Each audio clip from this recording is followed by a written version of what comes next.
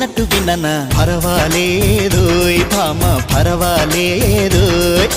మల్లె చెట్టు నిన్ను చూసి మండిపడ్డదే పర్వాలేదోయ్ బాబు పర్వాలేదోయ్ తేనె పట్టు నిన్ను చూసి తిట్టుకున్నదే